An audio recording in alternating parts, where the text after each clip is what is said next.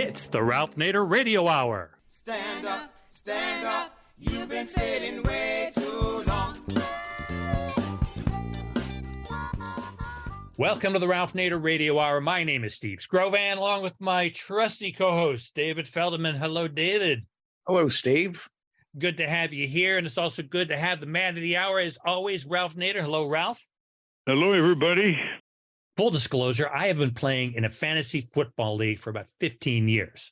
That's sort of a low-end form of sports betting. But in the 15 years since, betting on major league sports has not only become mainstream, but it has also been sanctioned, endorsed, and promoted by the major professional leagues. Once upon a time, the professional sports world eschewed gambling for fear that it would taint their games.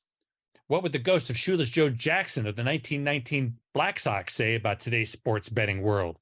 According to our first guest today, quote, professional sports in the U.S. now are part of a multi-billion-dollar corporate gambling enterprise, unquote. I'm shocked to find that gambling is going on in here. You're winning, sir. Oh, thank you very much. They have stopped fighting gambling and have instead embraced it. And state governments, as they have done with lotteries, have seen it as a source of tax revenue. Our first guest is New York Times reporter Eric Lipton, who in his investigation of the sports gambling world reveals that, surprise, surprise, the tax benefits largely have been promises unmet. Oversight has been lax, and even some universities, in an effort to get a piece of the action, have been encouraging their students to bet. And it's all available on your phone. It's called iGaming. What could possibly go wrong? Yes, the holiday season is upon us. Actually, it's been upon us since the day after Halloween. I wouldn't be surprised if next year we didn't start hearing Christmas music the day after the 4th of July. The holidays have been the climax of the year-long marketing season ever since Coca-Cola invented the modern-day Santa Claus. Sorry, kids, you can handle the truth. You can't handle the truth! No, Jack, they can't. Our second guest today is Teresa Murray. Ms. Murray is the director of the Public Interest Research Group's Consumer Watchdog Office, which looks out for consumers' health, safety, and financial security. And she has a new report from Toyland.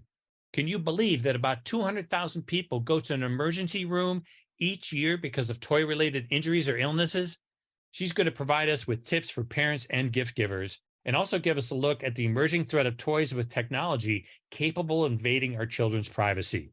As always, somewhere in the middle, we'll check in with our corporate crime reporter, Russell Mokhyber. But first, let's get the over-under on the reality of sports betting. David? Eric Lipton is a 3-time Pulitzer Prize winner and an investigative reporter for the New York Times. Welcome to the Ralph Nader Radio Hour. Thanks for having me. Well, Eric, this time you really hit the jackpot with your colleagues. This is the most detailed exposure of the spread of sports gambling and other gambling, online gambling, that's going to saturate the country and create a lot of addicted users, as your article alluded to. The first article was in November 2022, listeners, New York Times. It's called Cigars, Booze, Money, How a Lobbying Blitz Made Sports Betting Ubiquitous. Why don't you describe for our listeners the spread of gambling? Once it started, I'll give you a baseline. When I first confronted organized gambling, it was in Las Vegas. There were a few big hotels in the desert and what they called Golden Gulch, the downtown gambling casinos. Then we had Atlantic City open up on the East Coast. And all during this period, the churches would oppose it, the social norms frowned on it, and it never got a foothold in the other states. There were the numbers rackets in the back of cigar stores, of course, going on all the time. Now, compare that time in, say, the 1950s and 60s with the spread of it now. What are all these lobbyists? And they hire former state attorney generals, prominent legislators. I mean, the money's spread everywhere to lobby one state after another. What are they heading for? What have they achieved so far in different kinds of gambling? And who are the players like sports leagues? Give us the picture. I mean, what's happened with sports betting since 2018 when the Supreme Court essentially nullified a federal law that prohibited states outside of Nevada from legalizing sports betting is actually, pretty extraordinary. I mean, we've had the largest expansion of legalized gambling in the United States history. So while you have, 31 states that now have sports betting, the thing that really is transformational is that many of those states have mobile betting. There are a total of 22 states that have mobile betting. And so the distinction is that instead of simply having like a lottery where you go to the store and buy your lottery tickets, or a casino where you go to the casino and you make bets, in 22 states, you can now in your phone legally place bets 24 hours a day, anywhere just about in the state, whether you physically are. And really there's no limit on how frequently you can bet. And we all know how addictive phones are in terms of, social media and other applications. And so that's the thing that is most transformative about this. And the end goal for the sports betting industry is not sports betting. It's actually something they call iGaming. And iGaming, sports betting is like a stepping stone towards iGaming. And iGaming is effectively a complete casino package in your phone. It's blackjack, it's poker, it's slot machines, and other, roulette games in which, because the profit margin for the casinos is much higher on iGaming than it is on sports betting, because the casinos are the gambling operators. You can't predict unless it's fixed, which it, generally is not fixed, but you can't predict the outcome of games. And so they have a harder time. Their profit margin is lower, but they have a better sense as to how much they're going to make on traditional casino games. And they're pushing states that have already adopted sports betting to move on now to iGaming. And, we'll see how successful they are. But already we have witnessed, just since 2018, the largest expansion of legalized gambling in the United States history. Just to put it at the end game, so to speak, listeners, what they're aiming for is you could be sitting in your living room watching the Yankees play the Mets, and you can bet on the forthcoming pitch by the Yankee pitcher in terms of the speed of the pitch that's registered, whether it's 90 miles, 95 miles an hour, 100 miles an hour. That's the granular micro addiction that they're pushing for. And of course, when you open it up to the mobile phone, you open it up to children. It's very hard to control once it's decentralized to that degree. Who are the major players? You mentioned Major League Baseball. Who are and the casinos? Who are the major players, apart from the lobbyists, who are pushing this in state after state? Yeah, there's multiple tiers. And to some extent, one of the things I've observed is that it requires a kind of an agreement among the consortium of gambling interests to get legislation passed. When you have defections from any particular piece of it, then they usually sabotage the legislation. It's not like some legislators that are standing up against these bills. For the most part, it's when the industry chooses to fratricide and to kill the bill that it doesn't pass. As I actually witnessed firsthand in Missouri, and as has just recently happened in California, where 2 referendums failed because there was disagreements among the different industry sectors. But I mean, basically, the different levels of players in this space are the professional leagues, the Major League Baseball, the National Football, hockey, all of the professional sports teams, including golf. And then you've got the brick and mortar casino companies, which are very intensely interested in this and see this as a way to change the demographics of their brick and mortar casinos, where they've seen kind of older, less wealthy people have become the most common customer, and they're pretty upset with this demographic change. And they see the sports bettor as a much younger, more affluent demographic. And once they get them into the sports betting app, then they can try to get them into other types of gambling, and they have them in their database. So you have the casino companies, you have the sports leagues, and then you'll also have the sports betting applications, DraftKings, FanDuel, and then also, BetMGM or Barstool Sports with Penn National. So you have sometimes these combinations of these casinos with sports betting apps. And so that's the bulk. But, the one thing that I also observed is that in states where you have existing casinos, they have a pretty big lobbying operation that is resident in those states and a fair amount of clout, because they are significant employers in a state like Kansas, where they have a certain number of casinos with all these employees. And so they have already a fair number of lobbyists and relationships with state legislators, and they're an important constituency. So once the sports betting apps and the professional leagues team up with the casinos, they have a fair amount of clout going into this, and they use that clout pretty effectively. And there's no end to their reach. Tell us about how they're going into the universities and name some of them. Yeah, that was pretty surprising to me to see. And there was actually, as part of the series of stories that we did, one of our colleagues worked with a group of students at Columbia University in the journalism school. And they examined these, essentially there's these contracts in Louisiana State University, Michigan State University, University of Colorado, University of Maryland, University of Denver, Arkansas State University, University of Nevada, Reno, and University of Nevada, Las Vegas, where the sports betting companies, particularly Caesars Sportsbook, has signed deals with the universities to co-market sports betting apps. And so they pay them millions of dollars. And then in exchange, they promote the sports betting apps because they have all of these intense college sports fans. But the problem is, of course, that their undergraduates are underage in many cases. And therefore, these marketing appeals are often reaching underage people who aren't supposed to be betting. And the universities are getting paid to push these sports betting apps. And there's been a really big backlash against those agreements, including by some of the major companies like FanDuel and BetMGM have distanced themselves from this, whereas like a Caesars Sportsbook or PointsBet, which is another sports betting platform, are the ones that have these agreements. And so far, they're still defending them. I'm sure some of our listeners are saying, how could university administrators, institutions of higher education, open up the campus to this kind of addiction? What are they getting in return? They're getting money. I mean, the money, $1 million+ going to these universities. And it has caused, just in recent weeks after our story was published, particularly in some places like Michigan State University, there's been a fair amount of debate on the campus about this agreement. And the Senator Blumenthal of Connecticut wrote a letter to Caesars Sportsbook and asked them to terminate the agreement, saying that they are, predatory and that they're effectively targeting underage bettors. And the American Gaming Association is also examining the issue. So there's a fair amount of debate going on in the industry right now over the appropriateness of these, and we'll see how this plays out.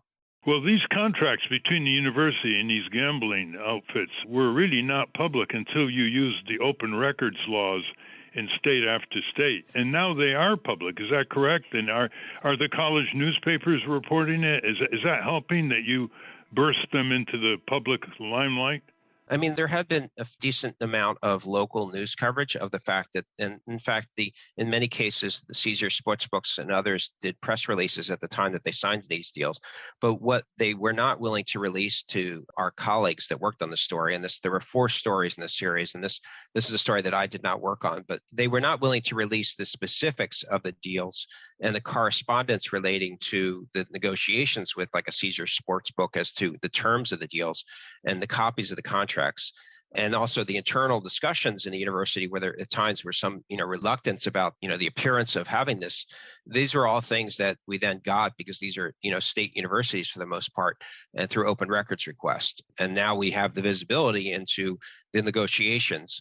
And yeah, so now there's more being written about this in the campus newspapers and really nationally. And it turns out the Wall Street Journal did a story on the university deals after our story came out. And so basically the topic is now getting more national attention than it previously had been.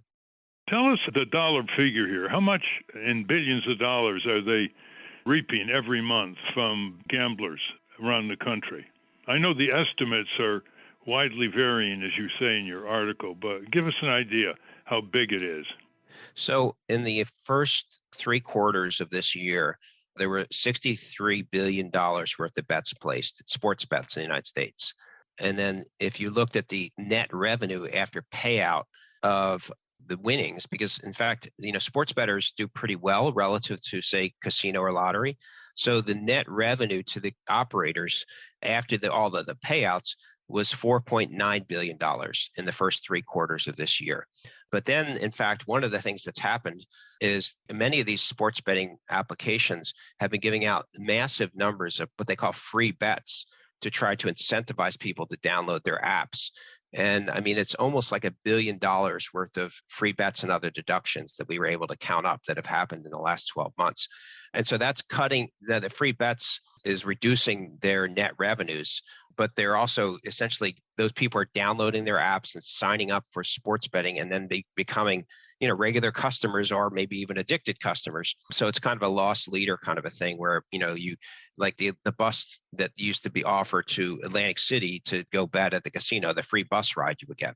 So essentially, basically, we're talking about a market that, if you were to look at it over the last 4 quarters, is about $90 billion worth of bets that were placed if you looked at the last 4 quarters.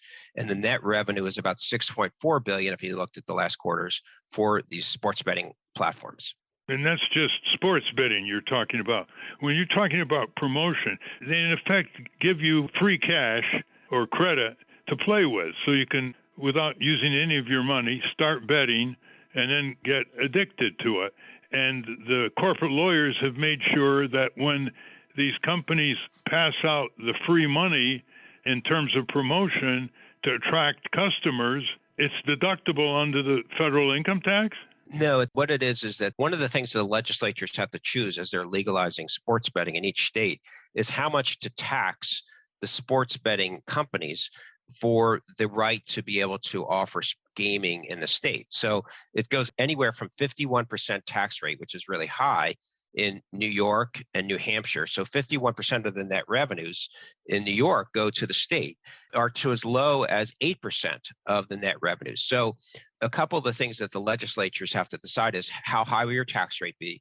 And then secondly, will you allow the sports betting companies to deduct from taxable revenue all the promotional free bets they're giving out? And like something like 18 or so states have offered some form of deductions on free bets. Some of them have offered unlimited deductions on free bets, and it has meant a major decline in the tax revenues that they've received. So they're deductible under state income tax, but not under the federal income tax. That's right. Well, it's really the state tax of the net revenues that the gaming companies. And so it's essentially a cost that they apply a tax to the gambling companies.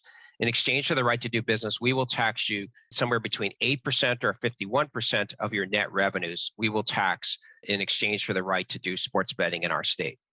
Well, the lures that these gambling companies use, they say, well, this will create more jobs. Number two, that it will create more tax revenue and you can use for public services. Is this being borne out? I mean, the thing that, we did a very labor-intensive analysis of this exact question. And what we did is we took a report that the American Gaming Association had done in 2017 before the Supreme Court moved, and they did estimates in which they essentially pushed out to state legislators that said, here's how much you can expect to see in tax revenues if you can legalize sports betting.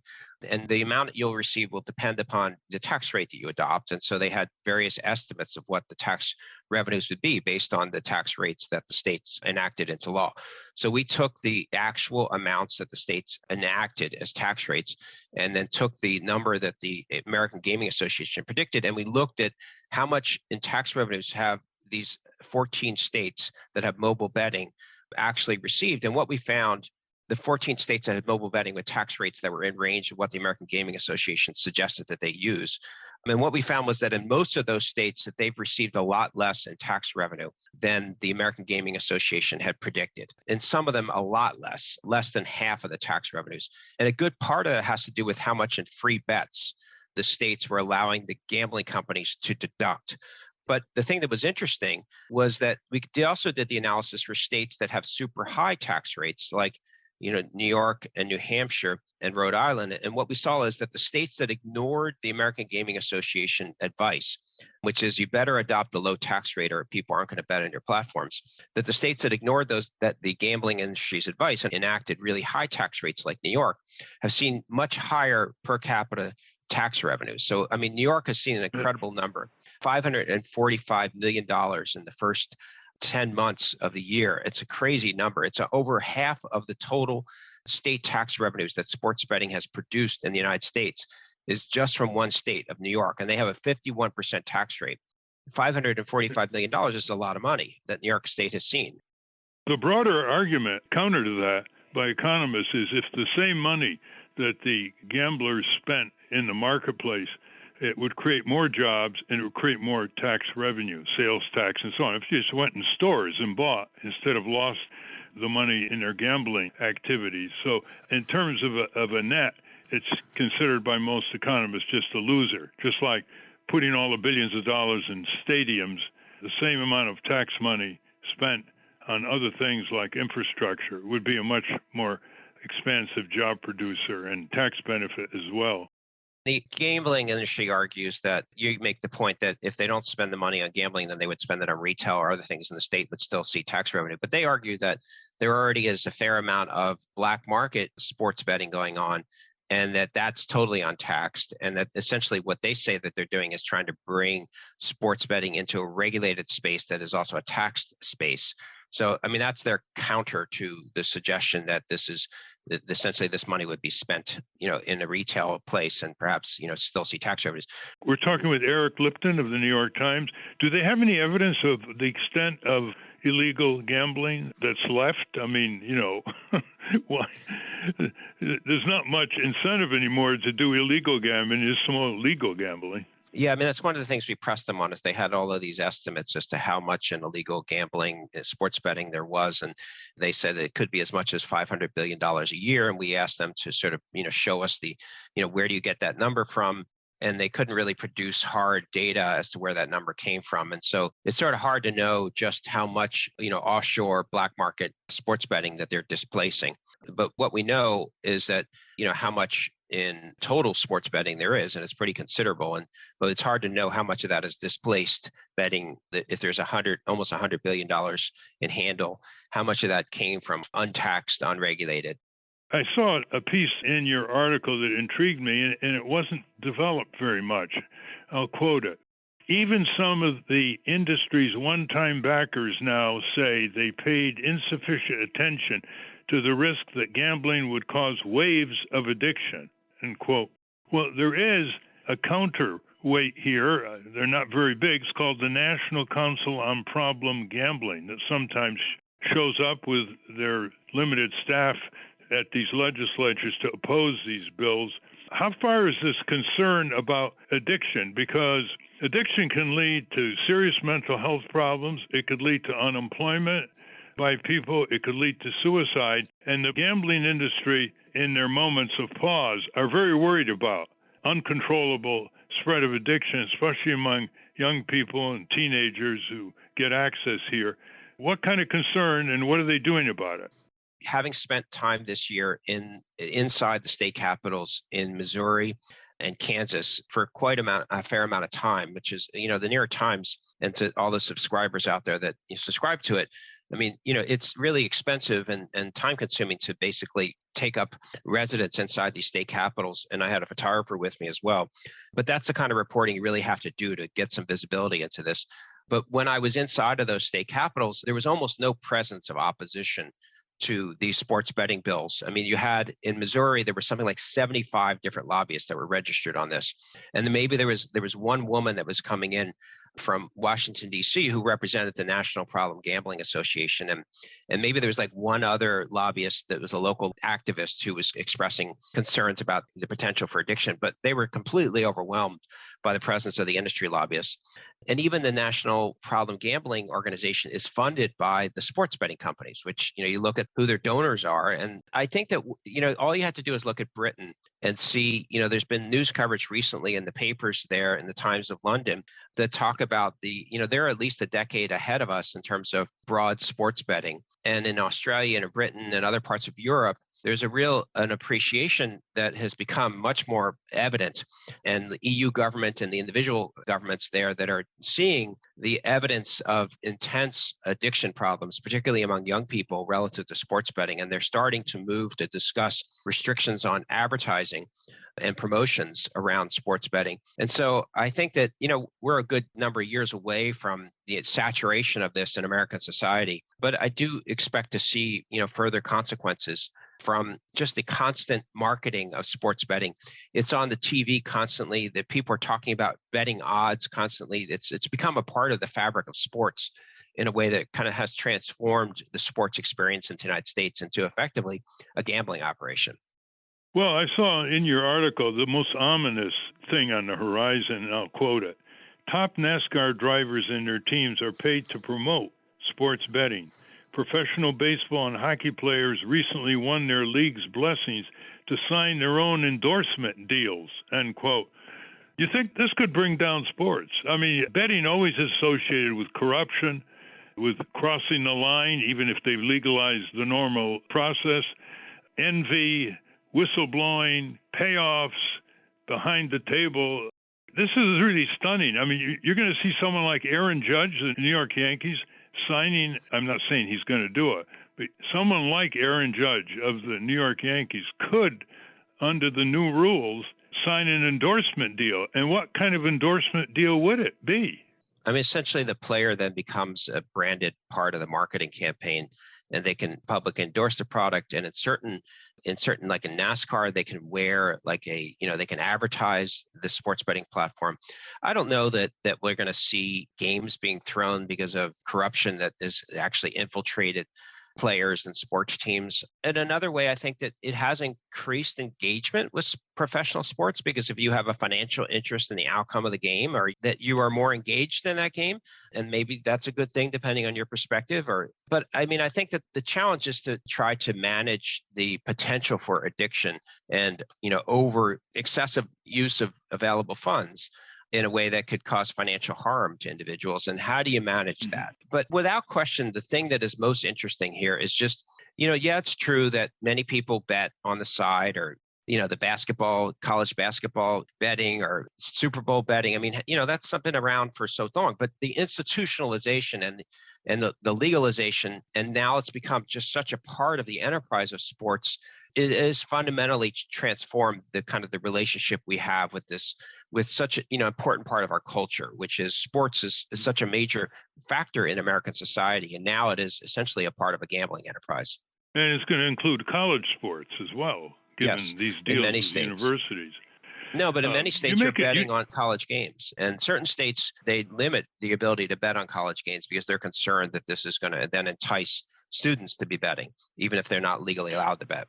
Well, you make an accurate point, I think. I mean, a major league ball player is not going to strike out in a key game in order to collect some hidden gambling bets by the family or friends.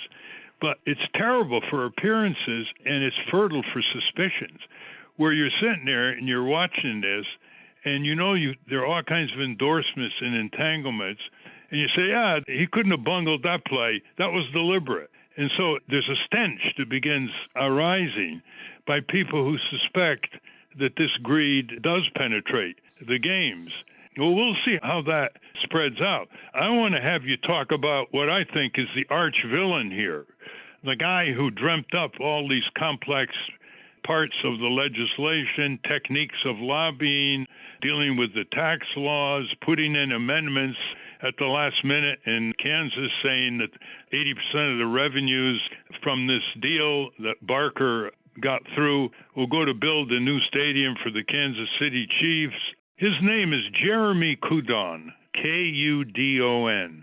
He is a lawyer with a large firm, Orrick firm, O-R-R-I-C-K. I think it has one of its headquarters is in San Francisco. It used to be a fairly good antitrust law firm. It was started by a former Justice Department official, Mr. Orrick, if I'm not mistaken. Tell us about the brain behind all this. I mean, villain is a pretty strong word, and I wouldn't kind of endorse that characterization. And, we got to know Jeremy through the reporting on this process. And I mean, Kudon didn't play a role in the 80% set aside in Kansas. He did have lobbyists that were working, and I met his lobbyists there in Kansas, and he had lobbyists in Missouri as well. And so he has a network of lobbyists across the United States that are working to pass this legislation. And I mean, what Kudon did was that he started working with FanDuel and DraftKings back. What they started with was called daily fantasy sports, in which that you were betting on kind of makeup, imaginary games.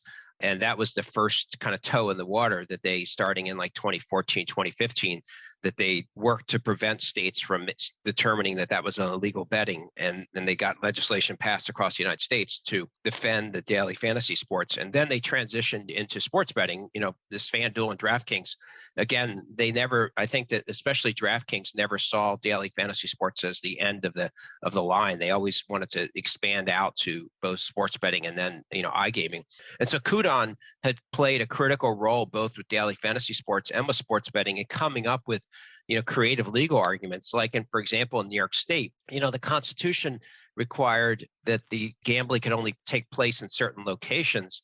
And so they said, well, if you put the computer server in certain locations where the sports bets will come in, then that should be, sufficient to to meet the constitutional requirements in New York. And that was something, that Kudon pushed to the various state officials in New York State. And initially, Governor Cuomo then at the time said, forget about it. That's ridiculous. We're not going to agree with that interpretation. But then, Cuomo's people ended up adopting it when the sports betting industry was going to bring a lot of tax revenues to New York State.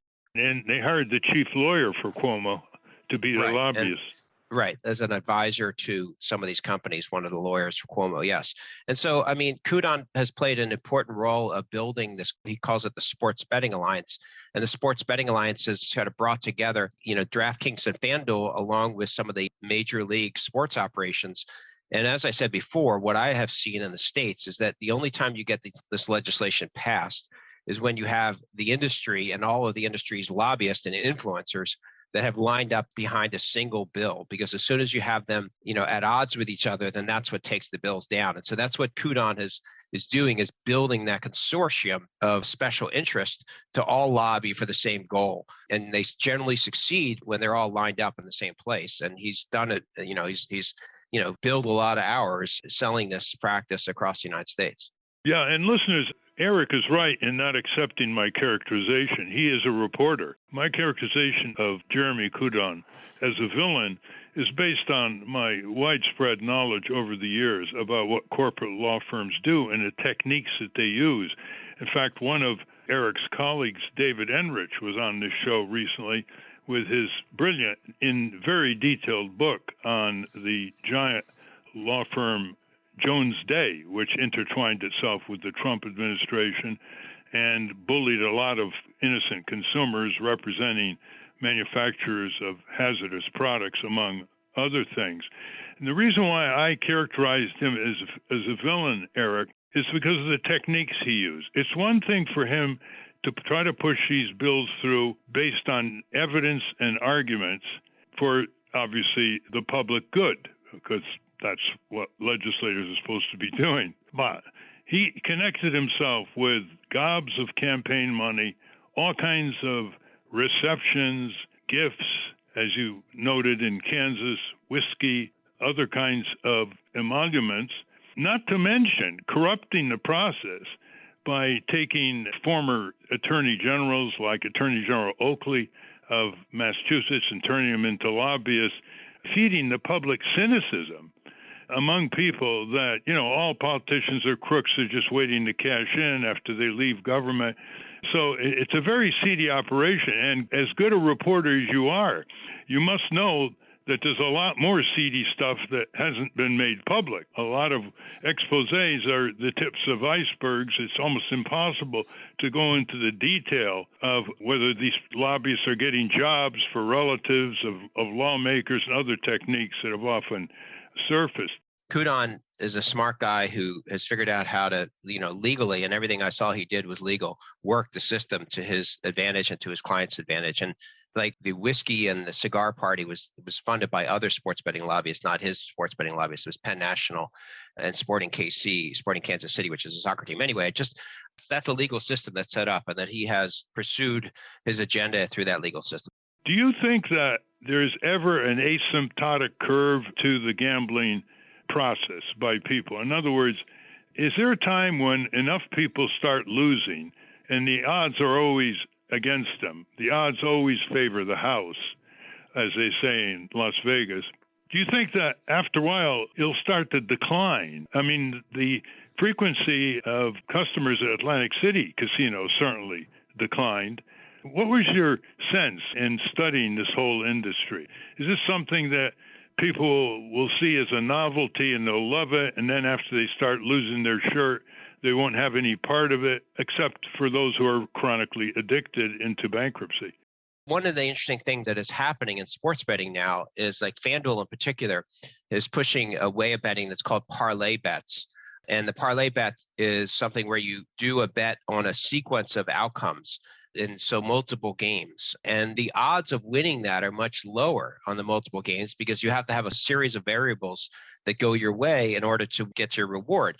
But you get a much better payout if you do a parlay bet than if you do a bet on a single outcome of a game.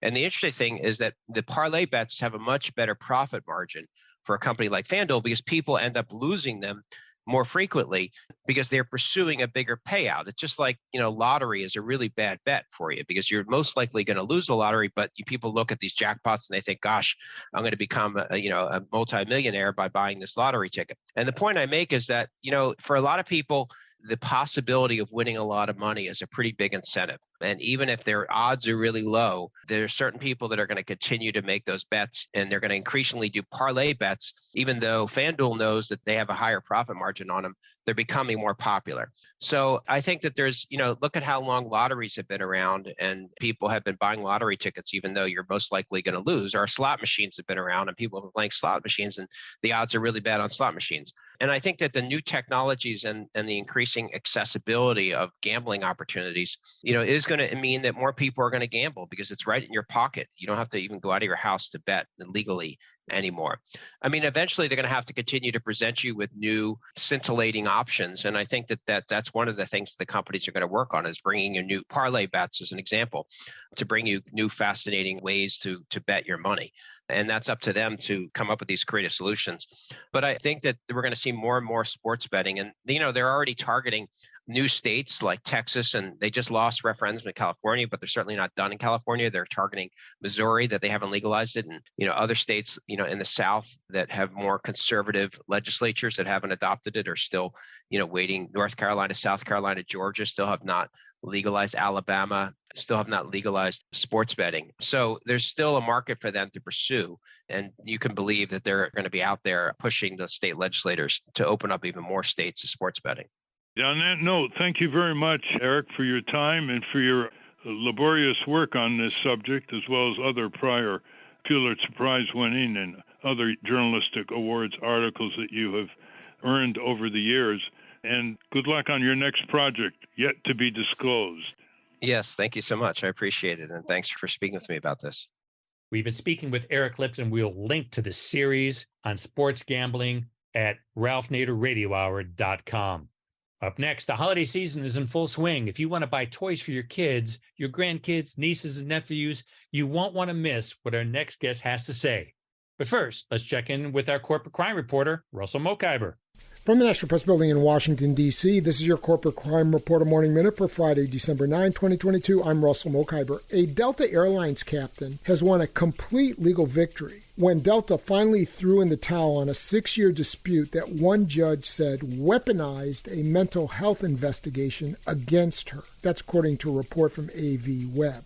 Carlene Pettit was awarded $500,000 by a Labor Department tribunal. The airline was also forced to reinstate her as an international captain after determining airline executives plotted to use a bogus bipolar disorder diagnosis to bar her from flying. The action came after Pettit, who was working on a doctoral thesis, submitted a 43-page report critical of Delta's safety culture.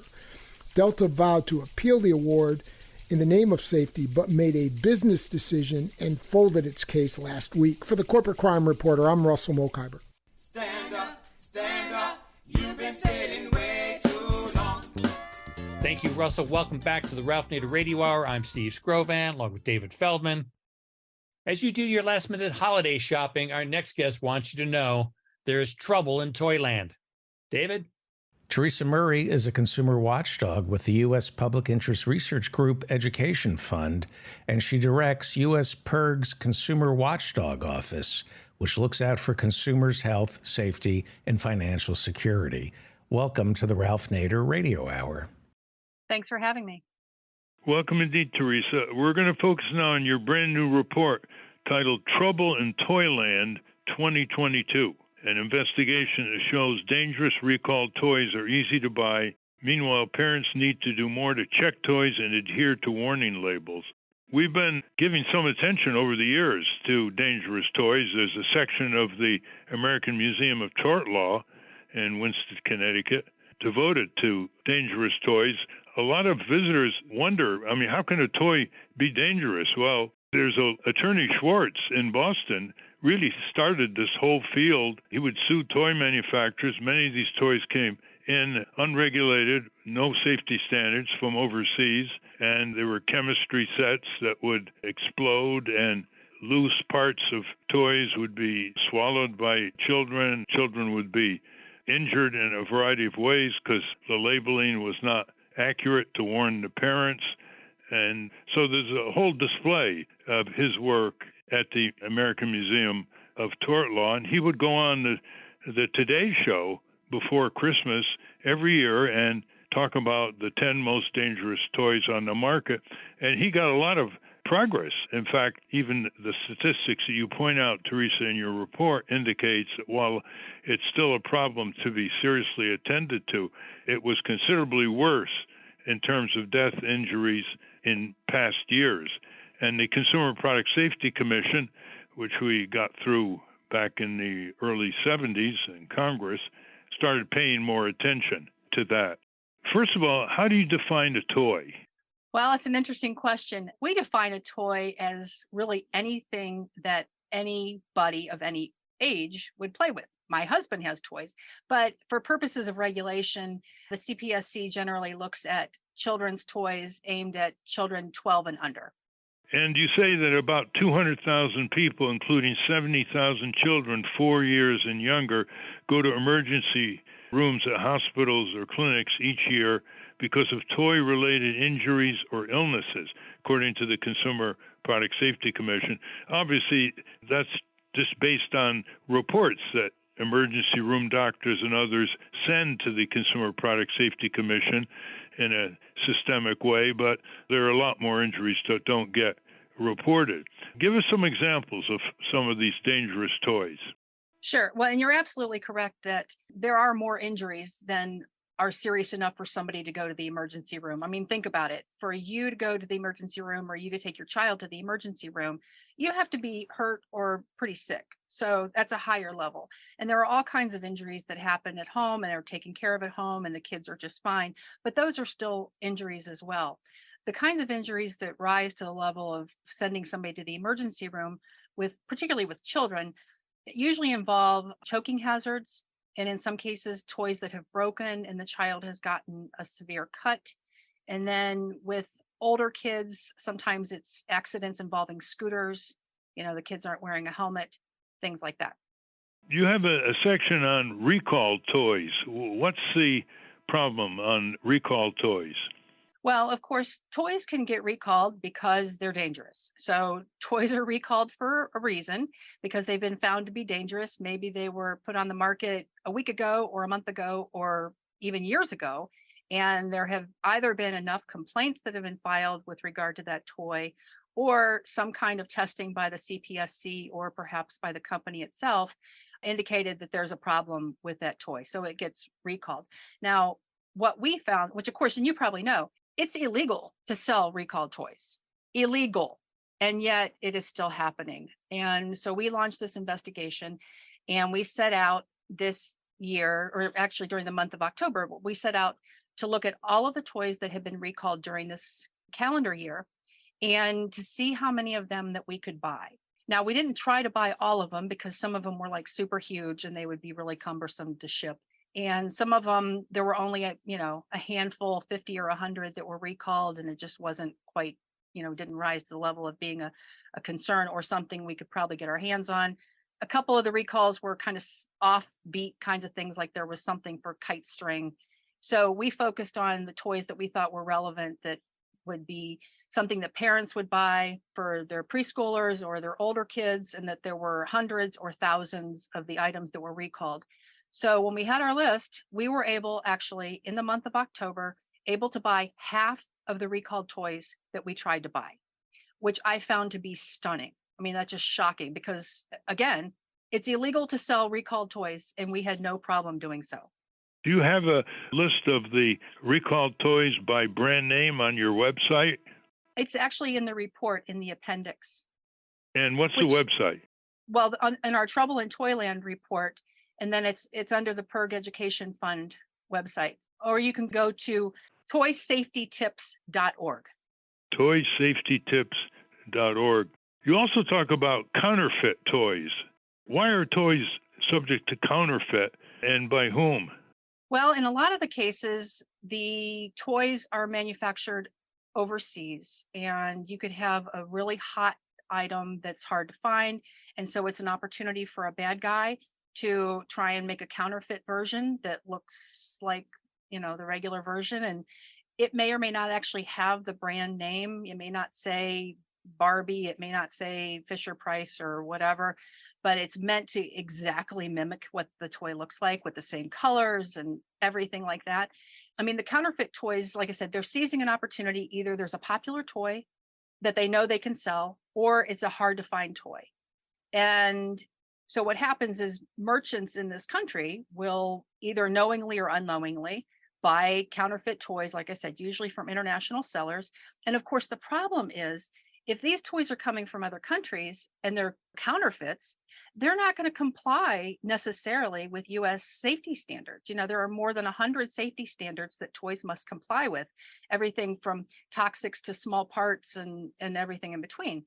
And so these counterfeit toys are dangerous, they're unsafe, they're unregulated, they're under the radar, and they should not be able to be sold. Now, I will say that Customs manages to seize a lot of the counterfeit toys that do attempt to be shipped into this country, but they don't get everything. What is the Consumer Product Safety Commission website on toy safety information? Because they have information over the years that you wouldn't have on your own website.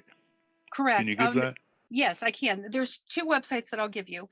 One is cpsc.gov/recalls. And that's a good place for consumers to go to check whether toys that they're thinking about buying or that they got as their kids got as a gift, or maybe you've had it for years. Maybe your kid got it last year and it's been recalled since, and you won't necessarily know unless you heard about it on the news or if you go check. So people should go check. So it's cpsc.gov/recalls. And the other website that's important that's also under the CPSC is saferproducts.gov. So saferproducts, plural.gov. And if you go to that website and type in a couple of keywords, you can see not only recalls of products, but you can also find complaints that have been filed. So, you could have dozens of complaints that might be filed about a particular toy, and it hasn't been recalled yet.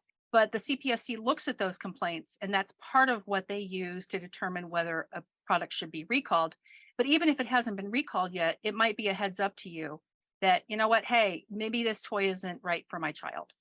In your report, Trouble in Toyland 2022, you have an intriguing statement that says toys that violate our children's privacy. What do you mean by that? Well, technology is a great thing, except when it's not. And of course, just like we all have, phones and computers and Alexas and all kinds of things in our homes, and a lot of people like them, but there's a downside when it comes to our kids. So we have an increasing number of smart toys, which, in some levels can be good. Maybe it keeps the kids' interest. Maybe there's an educational value. But in a lot of cases, these smart toys come with microphones or Bluetooth enabled or even cameras. And then sometimes there's data collection that goes on. And it can be with little doll babies that are aimed at 5-year-olds. So the problems are when these toys are invading our children's privacy, collecting information about them, maybe without the parents' knowledge. And then in some cases, the information can be used to market to the child, which is wrong, or spy on the child, which is creepy, or in some cases, perhaps even stalk the child. I mean, this information, and this happens to all of us, but as adults, it's a little bit different. But when you have information being collected about a young child and it's being sold to who knows who in what, corner of the world, it's very upsetting. And really, parents need to read the terms and conditions of any kind of smart toy that they get or that they get as a gift. Because, if you don't read it, you don't know. And there are a lot of things that parents can opt out of, turning off settings and doing this and that. And then there are other things that, you may just decide, hey, this toy is just way too much trouble and I don't want my child to play with it. Or I don't want my child to play with it unsupervised. Well, my sister Laura, when she was raising her 3 children, she sidestepped all these problems by encouraging the children to make their own toys. They made very interesting toys themselves and never had to go into the marketplace at all. Do you know anything about the make your own toy efforts around the country? I mean, I honestly don't, not on any kind of formal basis. I mean, I know that my boys sometimes made their own toys, and it's certainly good because whether you're trying to do it to save money or because you're trying to avoid going out into the unknown marketplace, I found that it kind of enhanced creativity. It allowed them to be able to think, gee, how would I design a toy? Now, some people might say, yeah, my kids made toys. They dug the pots and pans out of the kitchen cupboards and banged on them. I don't think that's what you're talking about. It's not what I'm talking about. But I mean, there are plenty of websites and family groups that do have ideas for how families can make their own toys. And I think that's an idea that's worth looking at. We're talking with Teresa Murray, who is the principal author of this report on dangerous toys 2022. Steve, David? Yeah, Teresa, personal question. In your family, your extended family, are you, especially during the holiday birthday seasons, are you the go-to person where they say, check with Teresa if we could buy this toy, or you go to your, a brother's house and you see a toy and you go, no, gotta get rid of that. Are you that person? Yeah, I oftentimes am because my kids are grown. Popular or unpopular?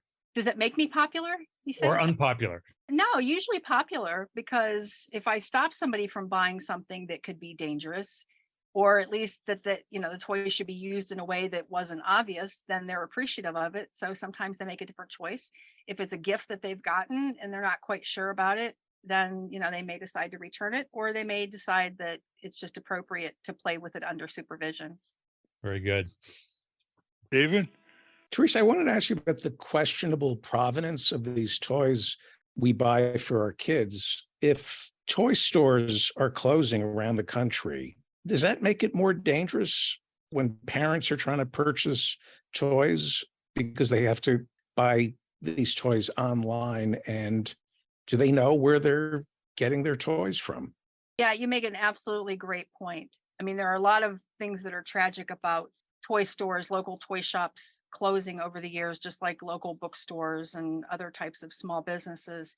But particularly in the case of toys, it takes away the opportunity of parents to go in and, touch and feel and look at toys and talk with the store owner, who probably is pretty knowledgeable, and make sure they're making the best selection for their child.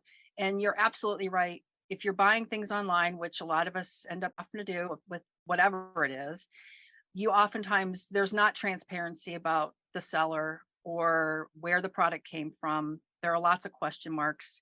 And it might be okay if you're buying shoes or a CD or something, or even perhaps electronics. But if it's something for your child, it can be very scary.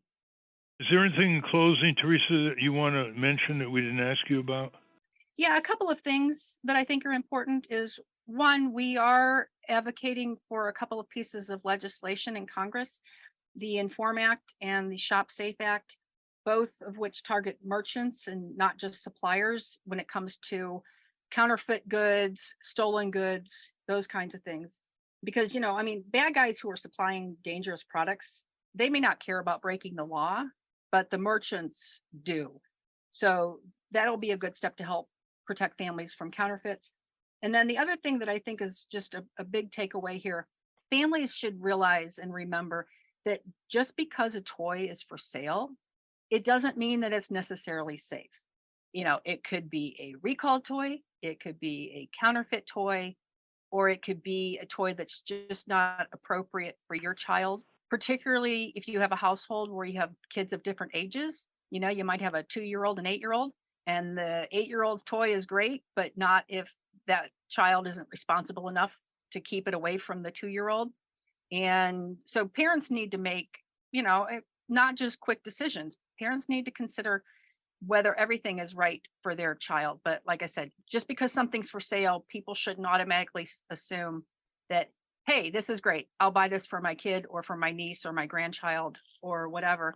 And the other thing that's kind of related to that we do stress in our report is whether your child has gotten a new toy for Christmas or Hanukkah, or if it's a toy they've had for a while, parents really need to check out the toy, especially if you have a young child, a preschooler, who might be at risk for a choking hazard. But if there are pieces, you need to look at them and make sure that nothing's loose that could break off. If there are battery compartments, you need to make sure that they're secure. They're required to be secure, but maybe they got jostled loose in shipping.